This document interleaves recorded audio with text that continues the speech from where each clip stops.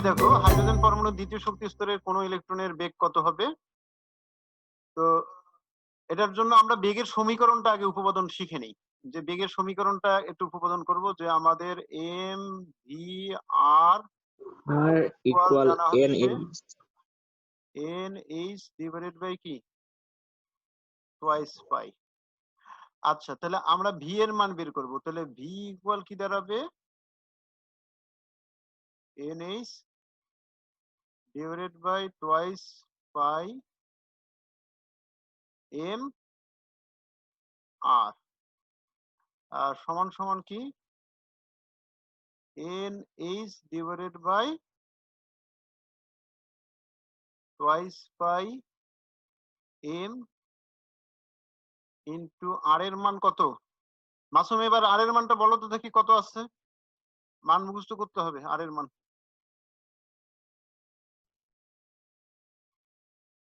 শুক্লা বলো। Sir 0.529 into এটা দিয়ে বলো পুরা পুরা সমীকরণটা। N square H square divided by কি 4 4 pi square 4 pi M Z square Z square. Okay, আচ্ছা খেয়াল করো, এখানে সমীকরণটাকে যদি আরেকটু ক্যালকুলেশন করি আমরা, তাহলে এন এইচ ডিভাইডেড বাই কি টুয়াইস পাই এম গুণন কি থাকে, এটা উল্টায় যাবে, তাহলে উপরে যাবে 4 pi square M Z square divided by কি এন স্কয়ার এইচ স্কয়ার। কাটাকাটি করব আমরা, এম এম ক্যান্সেল, 2 দ্বারা 4 কে কাটলে থাকে 2, পাই দ্বারা পাই স্কয়ার কে কাটলে থাকে পাই, এনএইচ দ্বারা NH square N square H square কে কাটলে থাকে এনএইচ। তার মানে আমাদের সমান সমান কি থাকে twice pi Z square divided by কি এনএইচ। ওকে, তাহলে এটা হচ্ছে এন তম কক্ষপথের ইলেকট্রনের কি বেগ নির্ণয়ের সমীকরণ। মুখস্থ করতে হবে, এন তম কক্ষপথে ইলেকট্রনের বেগ নির্ণয়ের সমীকরণ। তার মানে কি দাঁড়াচ্ছে আমাদের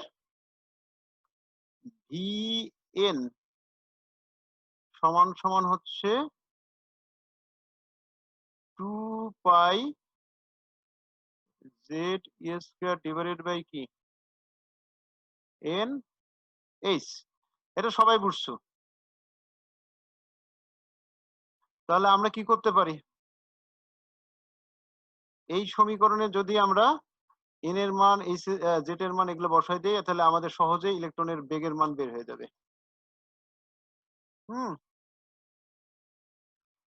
সবাই খেয়াল করো, এখানে হাইড্রোজেন পরমাণুর দ্বিতীয় শক্তি স্তরের জন্য এখানে 2 থাকলো, পাই থাকলো, জেড এর মান হচ্ছে হাইড্রোজেনের জন্য 1, ই এর মান আমরা বসাবো -4.8 into 10⁻⁻10 square divided by N এর মান হচ্ছে দ্বিতীয় শক্তি স্তরের জন্য 2, আর এইচ এর মান হচ্ছে 6.626 ইন্টু 10⁻⁻27। এটা ক্যালকুলেশন করে মানটা বলো কত আসে।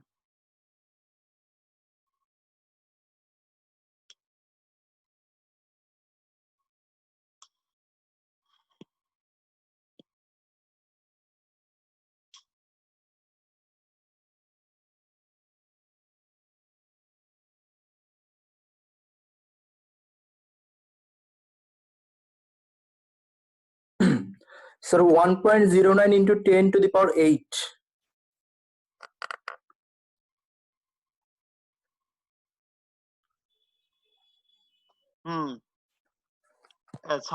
সাদিয়ার তো নেটওয়ার্কের অবস্থা খুব খারাপ। সালেহীন, সালেহীন বলো এখানে ইলেকট্রনের বেগের একক কি হবে? সালেহীন অথবা আলী ইমরান বলো। আলী ইমরান, মিউট অন করো।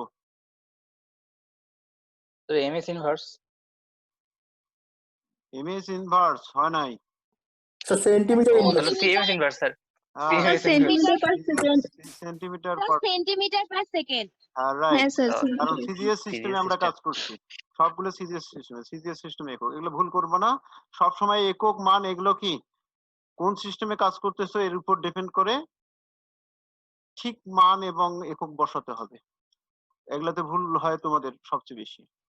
ওকে, তো এই ম্যাথটা তোমরা বুঝছো সবাই।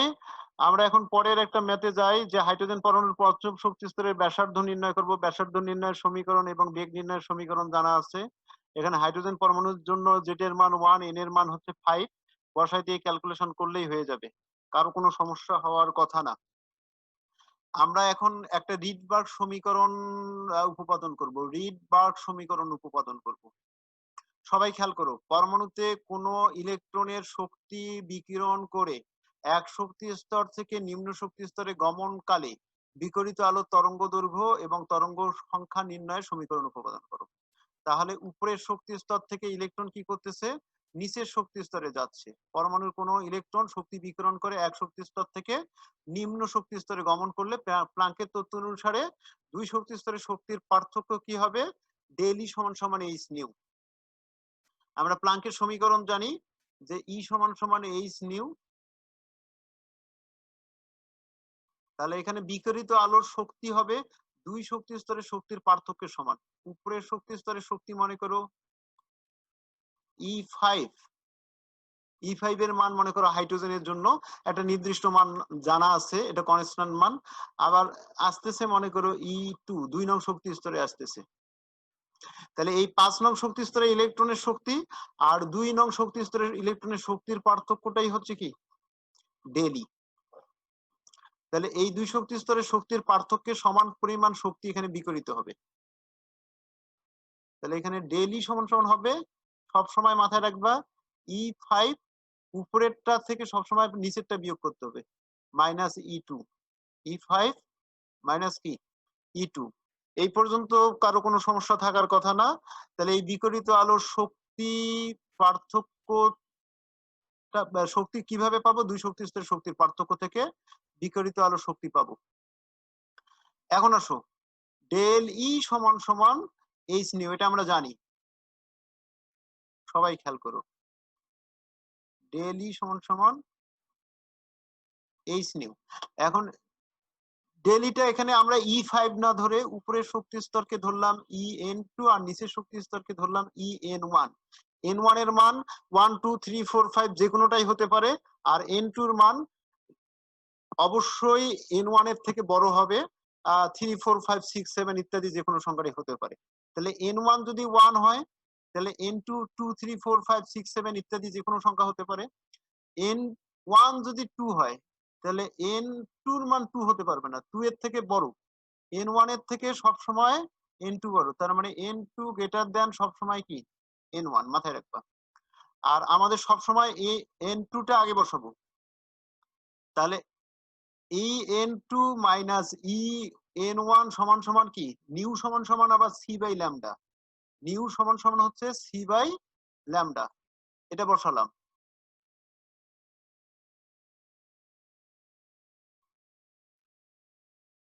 এখন খেয়াল করে দেখো, ধরি 2 নং কক্ষপথে ইলেকট্রনের শক্তি হচ্ছে কি, এটা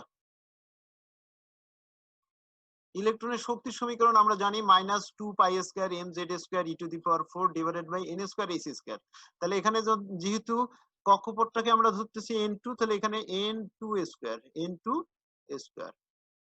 আর en1 সমান সমান কি হবে, -2 pi square mz square e⁴। কোন পরমাণুর জন্য এই z এর মান n এর মান, z এর মান একই, শুধু এখানে পরমাণুর শক্তি স্তরটা চেঞ্জ হচ্ছে। তাহলে একই পরমাণুর জন্য এটা, তাহলে এটা হচ্ছে N2 আর এটা হচ্ছে কি N1। তাহলে এখানে N1 এর উপরে স্কয়ার সমান সমান hc বাই ল্যামডা। এই পাশে h নিউ এর জায়গায় আমরা বসাচ্ছি hc বাই ল্যামডা। এখন hc বাই ল্যামডাটা আমরা এই পাশে নিয়ে গেছি। আর খেয়াল করো, hc বাই ল্যামডাকে সমীকরণের এই পাশে নিয়ে আসা হচ্ছে। আর এই পাশে দেখো এটাকে যদি আমরা ক্যালকুলেশন করি এই মাইনাস আর এই মাইনাস গুণ করলে কিন্তু প্লাস হয়ে যায়, কি হয়ে যায় প্লাস। তাহলে প্লাসটাকে আমরা সামনে নিয়েছি, তাহলে 2 pi square M Z square E to the power 4 divided by H square, এইটা পুরাটাই কি উভয় সমীকরণে আছে। তো এটা কমন বিষয়, উভয় টার্মের মধ্যে এটা কমন বিষয়, তাহলে এটা কমন নিছে 2 pi square M Z square E to the power 4 divided by এইখানে n2, এটা হবে না, এটা মাথায় রাখুন, এটা হবে না। তাহলে এখানে কমন গেলে আগে আমরা এটা নিয়েছি, প্লাসটা যেহেতু আগে নিয়েছি এখানে প্লাস করে দিয়েছি, এখানে কিন্তু মাইনাস আর এটা হবে প্লাস। তাহলে এ 1 বাই n এর নিচে এখানে থাকে কি 1 by n square minus 1 by n2 square. এই জায়গাটা কি সবাই বুঝছো, কারো সমস্যা আছে? না স্যার। মাসুম, আলী ইমরান, আলী না ইমরান স্যার। বললা, আচ্ছা ওকে, তাহলে তোমাদের সমস্যা নাই। তাহলে এখন দেখো এখানে n এই জায়গাটা হবে না, তাহলে এখানে খেয়াল করো 2 pi square M Z square divided by E to the divided by H square. এখন এই সমীকরণের উভয় পাশে যদি এইচ সি দ্বারা আমরা ভাগ করি, তাহলে এই পাশে এইচ সি থাকবে না, এইচ সি কাটা যাবে, এই সি দ্বারা উভয় পাশের টার্মকে আমরা ভাগ করতেছি, তাহলে এখানে কি থাকবে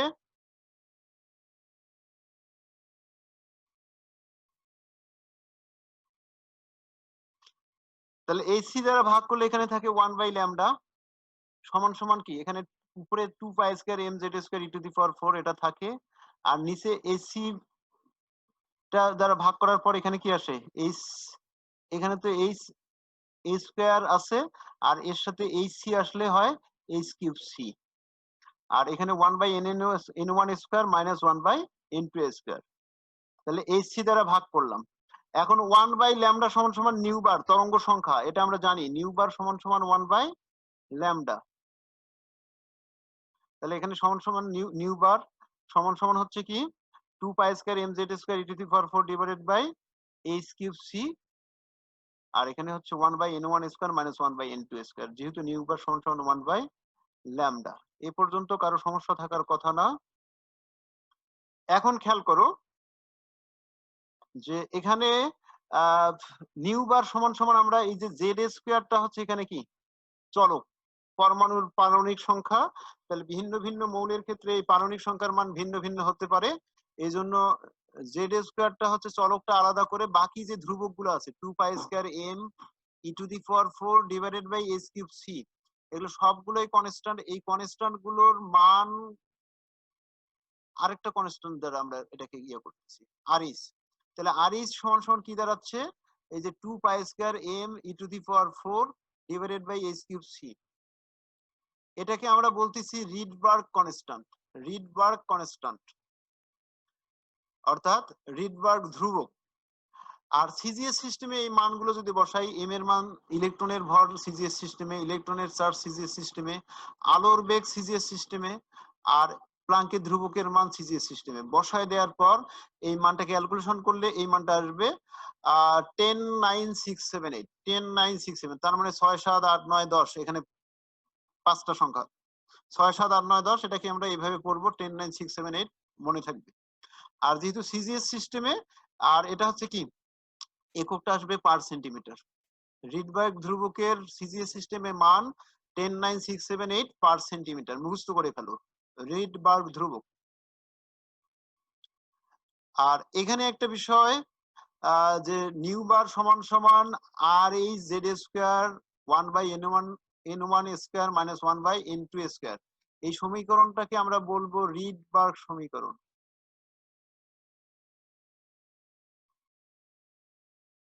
তাহলে হচ্ছে এটাই রিডবার্গ সমীকরণ। এই পর্যন্ত কারো কোনো সমস্যা আছে?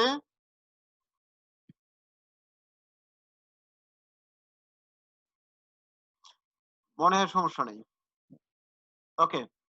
তাহলে আমরা একটু রিডবার্গ সমীকরণের কাজটা কি, যে রিডবার্গ সমীকরণ নামে পরিচিত সমীকরণটি দ্বারা ইলেকট্রনের বিকিরিত আলোর তরঙ্গদৈর্ঘ্য ও তরঙ্গ সংখ্যা নির্ণয় করে পরবর্তীতে শক্তি এবং কম্পাঙ্ক নির্ণয় করতে পারবো। তাহলে এখানে নিউ বার থেকে কি বের করতে পারবো তরঙ্গ সংখ্যা, আর তরঙ্গ সংখ্যা বের করে তরঙ্গ সংখ্যার মান এখানে বসাই দিলে এখানে ল্যামডার মান পাবো তরঙ্গ দৈর্ঘ্য, আবার শক্তির সাথে শক্তির সাথে তরঙ্গ দৈর্ঘ্যের সম্পর্ক আছে ই সমান সমান কি এইচ সি বাই ল্যামডা। তাহলে এখানে ল্যামডার মান যদি বসাই এইচ ধ্রুবক সি ধ্রুবক, এই মানগুলো বসাই দিয়ে আমরা কি পাবো, শক্তির মান বের করতে পারবো, বিকিরিত আলো শক্তি বের করতে পারবো। আবার ই সমান সমান হচ্ছে কি এইচ নিউ, ই এর মান জানা থাকলে নিউ বের হবে। এখানে খেয়াল করো, আমরা যদি এই সমীকরণ থেকে কোনো একটা রাশির মান বের করি, ধরো তরঙ্গ সংখ্যাটা বের করলাম, তরঙ্গ সংখ্যা বের করতে পারলে তরঙ্গ দৈর্ঘ্য বের করতে পারবো, তরঙ্গ দৈর্ঘ্য বের করতে পারলে শক্তি বের করতে পারবো, শক্তি বের করতে পারলে কম্পাঙ্ক বের করতে পারবো। আর বিকিরিত আলোর তরঙ্গ দৈর্ঘ্য থেকে বিকিরিত আলোর বর্ণ বের করতে পারবো, বিকিরিত আলোর তরঙ্গ দৈর্ঘ্য থেকে বিকিরিত আলোর বর্ণ বের করতে পারবো আমরা। তাহলে এই সমীকরণ ব্যবহার করে আমরা 5টা জিনিস বের করতে পারবো, তরঙ্গ সংখ্যা, তরঙ্গ দৈর্ঘ্য, শক্তি, কম্পাঙ্ক এবং বিকিরিত আলোর বর্ণ। আরেকটা জিনিস আমরা এমনিতেই বের করতে পারবো যে ওই বিকিরিত আলো কোন অঞ্চলের অন্তর্ভুক্ত। আলোর আবার অঞ্চল ভাগটা আমরা এখনো মনে হয় পড়ি নাই বা পড়ছি কিনা মনে নাই, পড়াইছি কিনা। আচ্ছা, এটা এরকম ওই যে দৃশ্যমান আলোর অঞ্চল, আইআর অঞ্চল বা অতিবেগুনি অঞ্চল, ইউভি অঞ্চল বা অতিবেগুনি রশ্মি অঞ্চল, রেডিও ফ্রিকোয়েন্সি অঞ্চল, এরকম ভাগ করা আছে। ভাগগুলো প্রয়োজনে আবার আমরা পড়বো। তো যাই হোক, এই পর্যন্ত কি কারো কোনো সমস্যা আছে?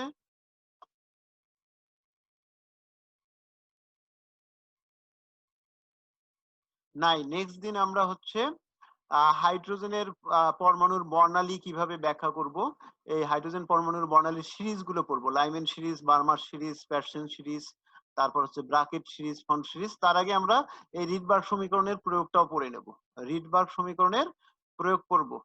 তাহলে এখানে হাইড্রোজেন পরমাণুর বর্ণালী নিয়ে আলোচনা করব। তাহলে বর্ণালী এবং হাইড্রোজেন পরমাণুর ওই যে বিভিন্ন শক্তি স্তরের থেকে ইলেকট্রন আরেক শক্তি স্তরে যদি যায়, বিকিরিত আলোর তরঙ্গ দৈর্ঘ্য, শক্তি, এগুলো আমরা নির্ণয় শিখবো। তা আজকে এই পর্যন্তই। তোমরা ভালো থেকো সবাই। আর যদি কারো কোনো স্যার সমস্যা থাকে প্রশ্ন করতে পারো। হ্যাঁ স্যার প্রিভিয়াস ম্যাথ গুলো তো সবগুলো করছি, এখন বাকি ম্যাথ গুলো কি করে আপনাকে সাবমিট করব? হ্যাঁ, অবশ্যই সাবমিট করবে এবং সবাই গ্রুপে সাবমিট করবা। একজনের ইয়ারতে অন্য কেউ মন্তব্য করবে না, শুধু দেখবা দেখবা যে স্যার হ্যাঁ স্যার বাকি ম্যাথ বলতে স্যার ওই যে যে যে টপিক গুলো আমরা করছি সেই সবগুলোর ম্যাথ? হ্যাঁ, সেই সবগুলোর ম্যাথ। ওই ম্যাথ গুলো তোমরা সবাই করবা, প্র্যাকটিস করবা, তাহলে মনে থাকবে, জিনিসগুলো গেঁথে যাবে আর হারাবে না। স্যার গ্রুপেই দিব? হ্যাঁ, গ্রুপেই দিবা, কিন্তু গ্রুপে কেউ কারো কাজে কোনো মন্তব্য করবে না, শুধু দেখবা যে কে কিভাবে কাজটা করলো, সেটার থেকে জ্ঞান নিতে পারো এই। আর তাহলে গ্রুপে সবাই সবারটা দেখলে আর কার কোথায় ভুল হচ্ছে এই ভুলগুলোও দেখতে পাবা।